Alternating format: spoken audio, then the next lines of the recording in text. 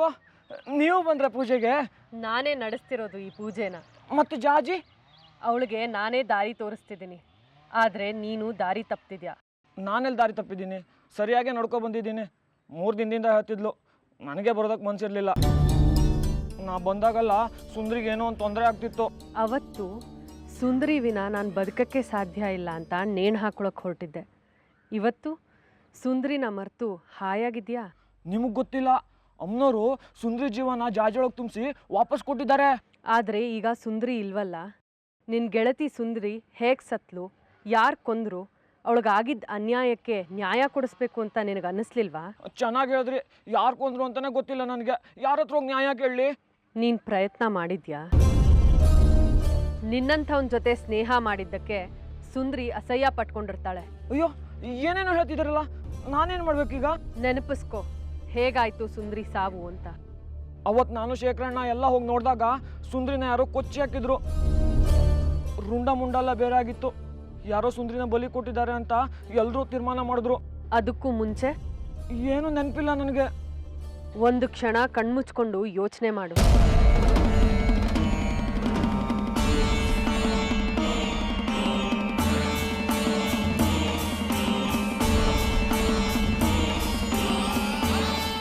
ಈಗ ಹೇಳು, ಅವತ್ತು ಏನು ನಡೀತು?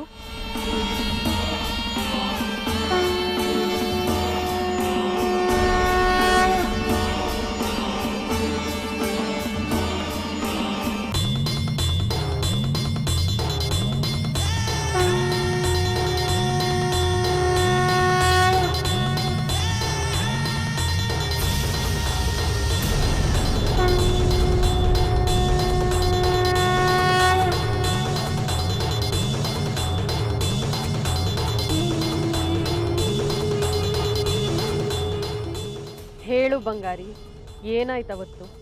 ಅವತ್ತು ಸುಂದ್ರಿ ನೋಡಬೇಕು ಅಂತ ಬಂದೆ. ದಾರಿಲಿ ವಿರೂಪಾಕ್ಷ ಶಾಸ್ತ್ರಿಗಳು ಸಿಕ್ಕಿದ್ರು. ನನ್ನ ತಲೆ ಮುಟ್ಟಿದ್ರು. ಆಮೇಲೆ ಆಮೇಲೆ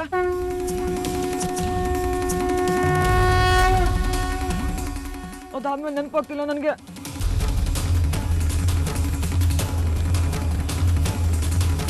ದಡ್ಡ, ಉತ್ತರ ಅಲ್ಲೇ ಇದೆ. ವಿರೂಪಾಕ್ಷ ಶಾಸ್ತ್ರಿ ನಿನ್ನ ತಲೆ ಮೇಲೆ ಕೈ ಇಟ್ಟ ತಕ್ಷಣ ಅಂಧಕಾರ ಯಾಕೆ ಕವಿತಿದೆ? ಕತ್ಲು ಯಾಕೆ ಆಗ್ತಿದೆ?